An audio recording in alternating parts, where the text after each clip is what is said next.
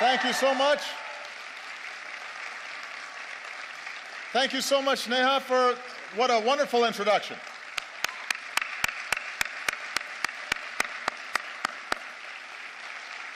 Everybody, please have a seat. Nothing fills me with more hope than when I hear incredible young people like Neha and all the outstanding work that she's doing on behalf of India's youth and for representing this nation's energy and its optimism and its idealism. She makes me very, very proud. And I'm sure, I think that may be her. Is that somebody related to you? Okay, because we just had a chance to meet, and she's beaming with pride right now, sitting next to you. Give Neha a big round of applause once again.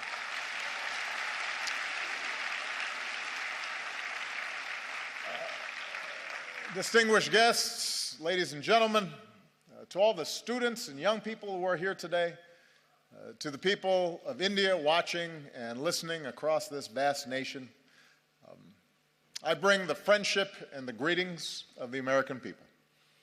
On behalf of myself and Michelle, thank you so much for welcoming us back to India. Bahut dhanyavad.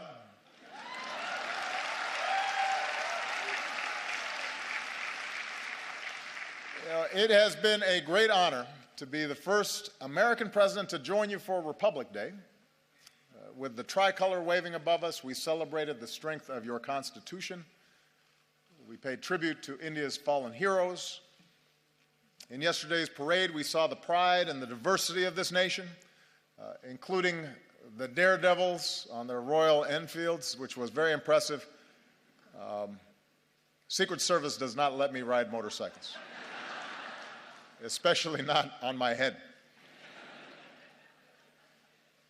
I realize that the sight of an American president as your chief guest on Republic Day would once have seemed unimaginable, but my visit reflects the possibilities of a new moment. As I've said many times, I believe that the relationship between India and the United States can be one of the defining partnerships of the century. When I spoke to your parliament on my last visit, I laid out my vision for how our two nations can build that partnership. And today I want to speak directly to you, the people of India, about what I believe we can achieve together and how we can do it. And my commitment to a new chapter between our countries flows from the deep friendship between our people. And Michelle and I have felt it ourselves. I recognized India with the first state visit of my presidency, where we also danced to some pretty good Bhangra. For the first time, we brought Diwali to the White House. On our last celebration here,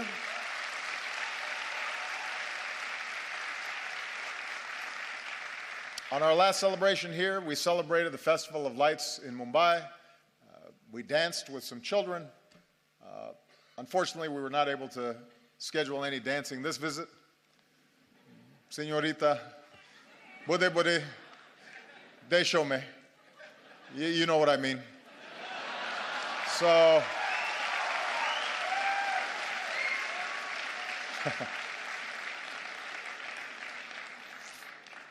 everybody said, by the way, how much better a dancer Michelle was than me, which hurt my feelings a little bit. On a more personal level, India represents an intersection of two men who've always inspired me. When Reverend Dr. Martin Luther King Jr. was protesting racial segregation in the United States, he said that his guiding light was Mahatma Gandhi. When Dr. King came to India, he said that being here in Gandhi's land reaffirmed his conviction that in the struggle for justice and human dignity, the most potent weapon of all is nonviolent resistance. And those two great souls are why we can gather here today, Indians and Americans, equal and free. And there's another link that binds us. More than 100 years ago, America welcomed a son of India. Swami Vivekananda Vivekananda. And Swami Vivekananda helped bring Hinduism and yoga to our country. And he came to my hometown of Chicago. And there, at a great gathering of religious leaders, he spoke of his faith and the divinity in every soul and the purity of love. And he began his speech with a simple greeting: sisters and brothers of America. So today, let me say, sisters and brothers of India.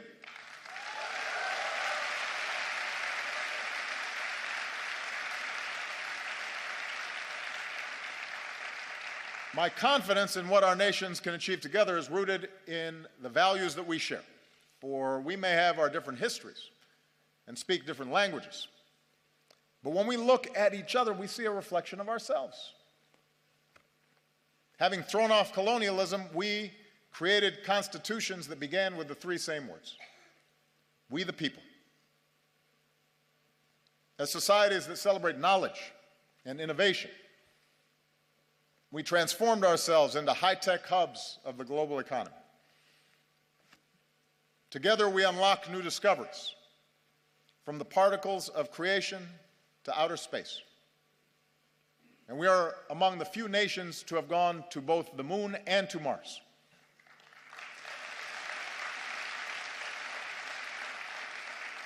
And here in India, this dynamism has resulted in a stunning achievement. You've lifted countless millions from poverty and built one of the world's largest middle classes. And nobody embodies this progress and this sense of possibility more than our young people. Empowered by technology, you are connecting and collaborating like never before on Facebook and WhatsApp and Twitter. And chances are you're talking to someone in America, your friends or your cousins. The United States has the largest Indian diaspora in the world, including some 3 million proud Indian Americans.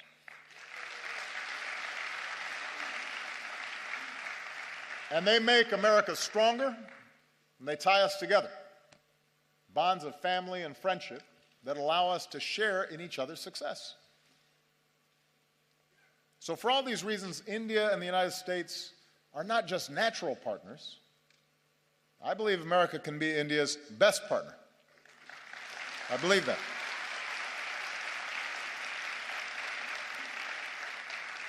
Of course, only Indians can decide India's role in the world, but I'm here because I'm absolutely convinced that both our peoples will have more jobs and opportunity, and our nations will be more secure, and the world will be safer and a more just place when our two democracies, the world's largest democracy and the world's oldest democracy, stand together. I believe that. So here in New Delhi, Prime Minister Modi and I have begun this work anew, and here's what I think we can do together. America wants to be your partner as you lift up the lives of the Indian people and provide greater opportunity. So working together, we're giving farmers new techniques and data, from our satellites to their cell phones, to increase yields and boost incomes.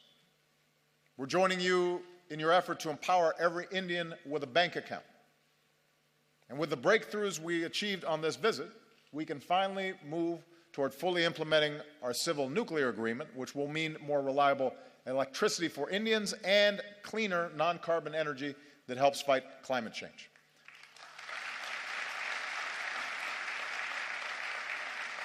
And I don't have to describe for you what more electricity means. Students being able to study at night, businesses being able to stay open longer and hire more workers, farmers being able to use mechanized tools that increase their productivity, whole communities seeing more prosperity.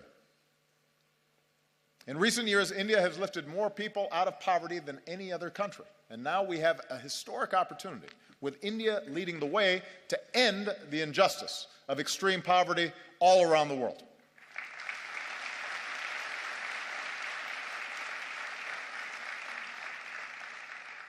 America wants to be your partner as you protect the health of your people and the beauty of this land, from the backwaters of Kerala to the banks of Ganga.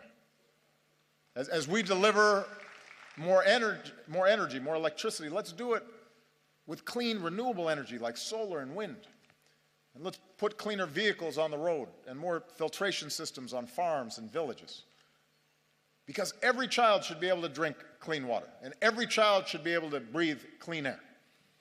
We need our young people healthy for their futures, and we can do it. We have the technology to do it.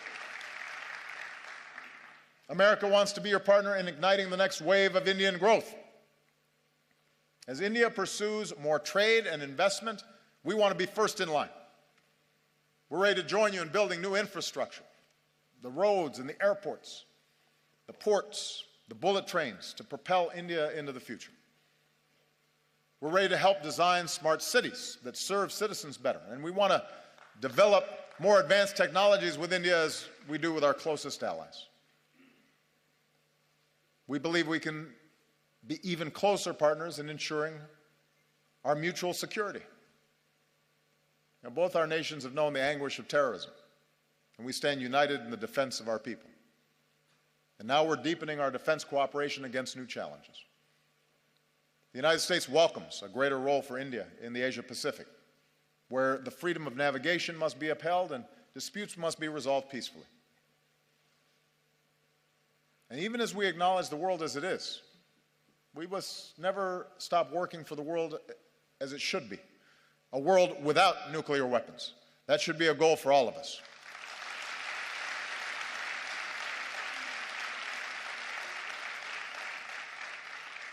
I believe if we're going to be true global partners, then our two nations must do more around the world together. So to ensure international security and peace, multilateral institutions created in the 20th century have to be updated for the 21st. And that's why I support a reformed United Nations Security Council that includes India as a permanent member.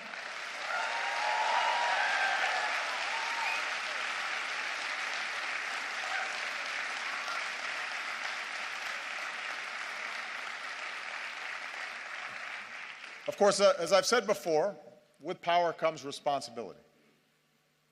In this region, India can play a positive role in helping countries forge a better future. From Burma to Sri Lanka, where today there's new hope for democracy.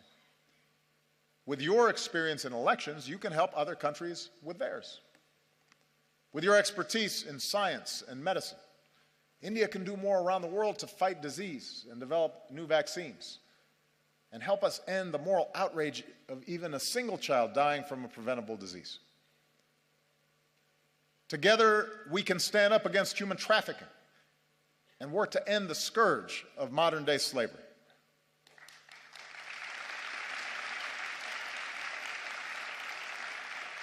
And being global partners means confronting the urgent global challenge of climate change.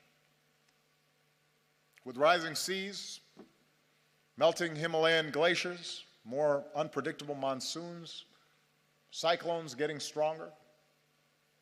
Few countries will be more affected by a warmer planet than India. Now, the United States recognizes our part in creating this problem, so we're leading the global effort to combat it. And today I can say that America's carbon pollution is near its lowest level in almost 2 decades.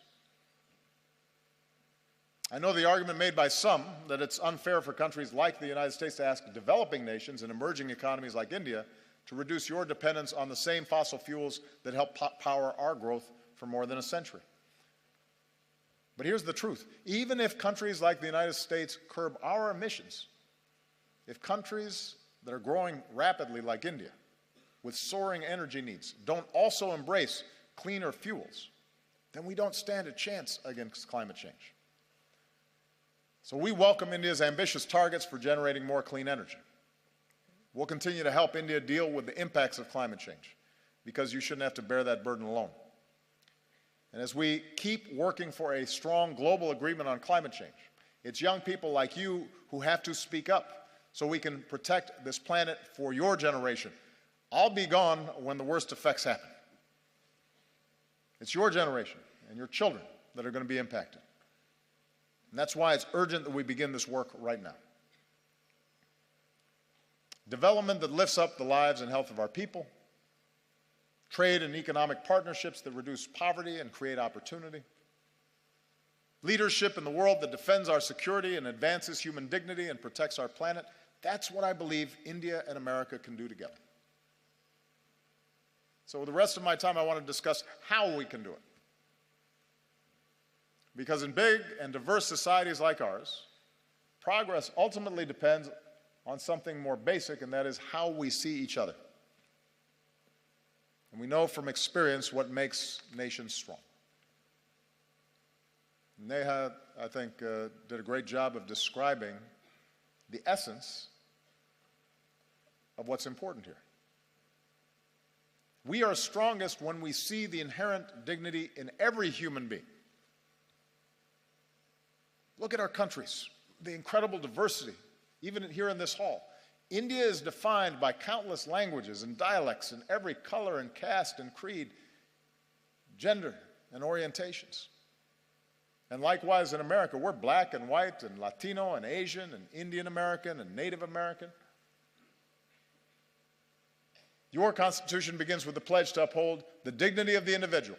And our Declaration of Independence proclaims that all men are created equal. In both our countries, generations have worked to live up to these ideals. And when he came to India, Martin Luther King Jr. was introduced to some school children as a fellow untouchable. My grandfather was a cook for the British Army in Kenya. The distant branches of Michelle's family tree include both slaves and slave owners. When we were born, people who looked like us still couldn't vote in some parts of the country. Even as America has blessed us with extraordinary opportunities, there were moments in my life where I've been treated differently because of the color of my skin. Many countries, including the United States, grapple with questions of identity and inequality and how we treat each other, people who are different than us, how we deal with diversity of beliefs and of faiths. And right now, in crowded neighborhoods not far from here, a man is driving an auto rickshaw or washing somebody else's clothes or doing the hard work no one else will do. And a woman is cleaning somebody else's house. And a young man is on a bicycle delivering lunch. A little girl is hauling a heavy bucket of water. And I believe their dreams, their hopes, are just as important, just as beautiful, just as worthy as ours. And so even as we live in a world of terrible inequality, we're also proud to live in countries where even the grandson of a cook can become president, or even a Dalit can help write a constitution, and even a tea seller can become prime minister.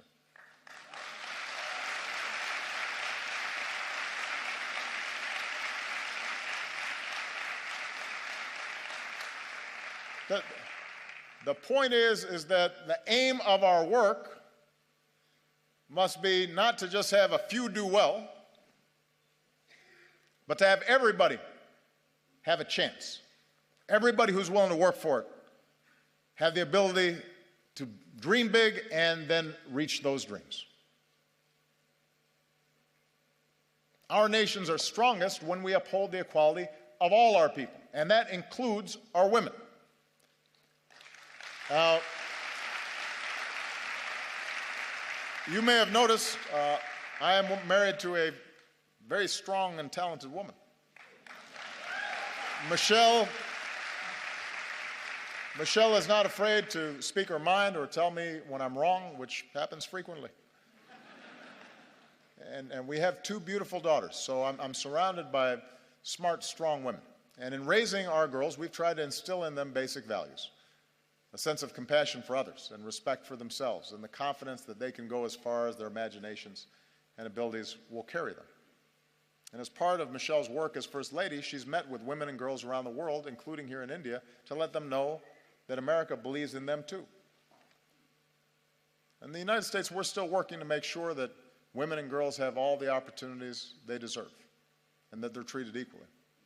And we have some great role models, including here today, the former Speaker of our House of Representatives, Nancy Pelosi, who was the first woman Speaker of the House and my great partner.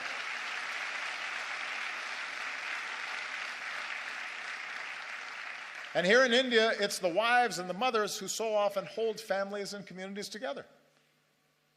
Indian women have shown that they can succeed in every field, including government, where many of your leaders are women. And the young women who are here today are part of a new generation that is making your voice heard and standing up and determined to play your part in India's progress.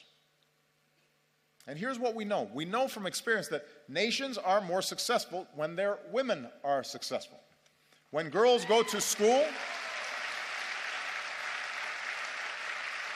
this is one of the most direct measures of whether a nation is going to develop effectively is how it treats its women. When a girl goes to school, it doesn't just open up her young mind, it benefits all of us because maybe someday she'll start her own business or invent a new technology or cure a disease. And when women are able to work, families are healthier and communities are wealthier and entire countries are more prosperous. And when young women are educated, then their children are going to be well educated and have more opportunity. So if nations really want to succeed in today's global economy, they can't simply ignore the talents of half their people. And as husbands and fathers and brothers, we have to step up because every girl's life matters. Every daughter deserves the same chance as our sons.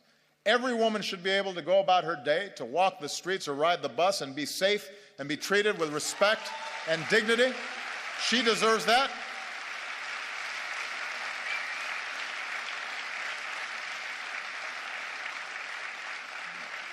And one of the favorite things about this trip for me has been to see all these incredible Indian women in the armed forces, including the person who commanded the guard that greeted me when I arrived. It's remarkable, and it's a sign of great strength and great progress.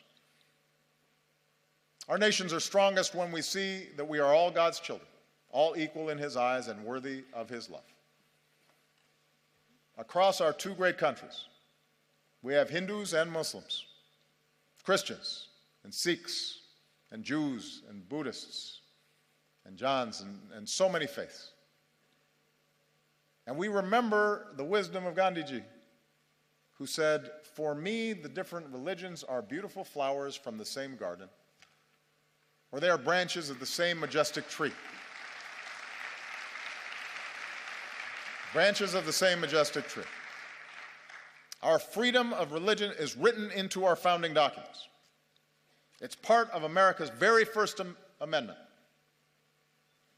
Your Article 25 says that all people are equally entitled to freedom of conscience and the right freely to profess, practice, and propagate religion.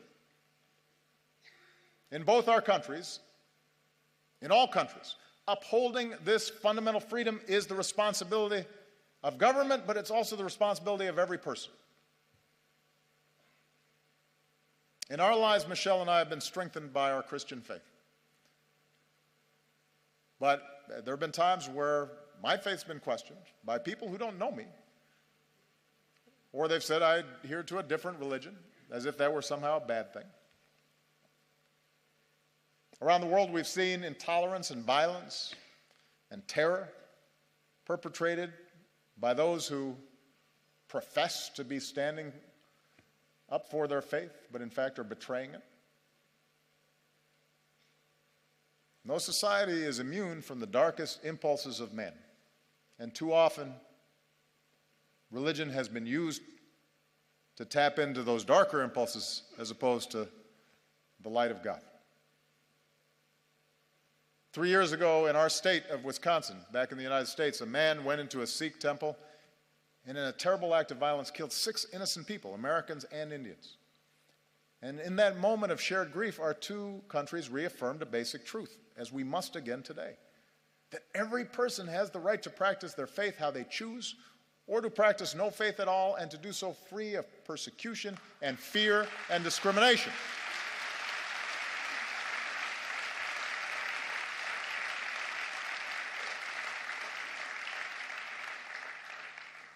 The peace we seek in the world begins in human hearts. And it finds its glorious expression when we look beyond any differences in religion or tribe and rejoice in the beauty of every soul.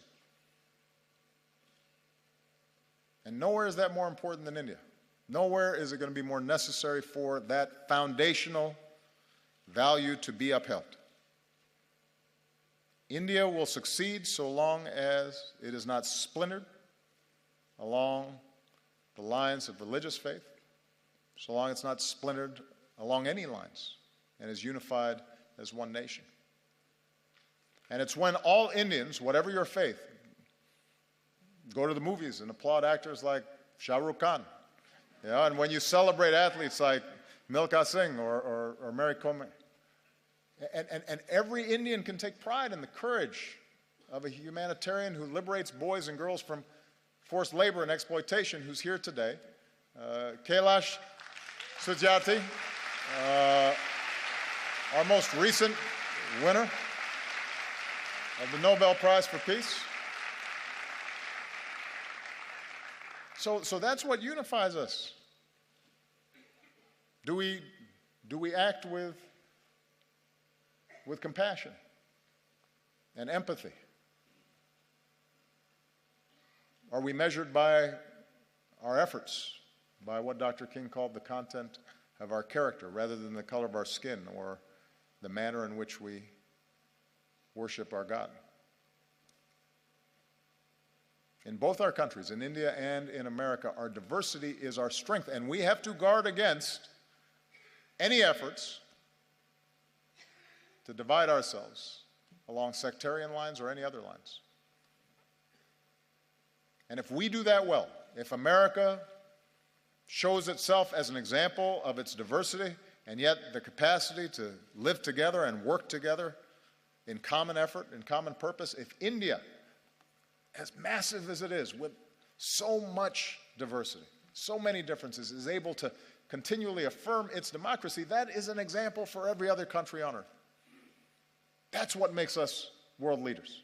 Not just the size of our economy or the number of weapons we have, but our ability to show the way in how we work together and how much respect we show each other. And finally, our nations are strongest when we empower our young people. Because ultimately, you're the one who has to break down these old stereotypes and these old barriers, these old ways of thinking. You know, prejudices and stereotypes and assumptions, those are what happens to old minds like mine. I'm getting gray hair now. I was more youthful when I first started this office. And that's why young people are so important in these efforts. Here in India, most people are under 35 years old. And India is on track to become the world's most populous country. So young Indians like you aren't just going to define the future of this nation, you're going to shape the world. Like young people everywhere, you want to get an education and find a good job and make your mark, and it's not easy. But in our two countries, it's possible. Remember, Michelle and I don't come from wealthy backgrounds or famous families. Our families didn't have a lot of money. We did have parents and teachers and communities that cared about us, and with the help of scholarships and student loans, we were able to attend some of the best schools in the world. Without that education, we wouldn't be here today. So whether it's in America or here in India or around the world, we believe young people like you ought to have every chance to pursue your dreams as well. So as India builds new community colleges, we'll link you with our own, so more young people graduate with the skills and training to succeed. We'll increase collaborations between our colleges and universities and help create the next Indian Institute of Technology. And we'll encourage young entrepreneurs who want to start a business. And we'll increase exchanges because I want more American students coming to India and more Indian students coming to America.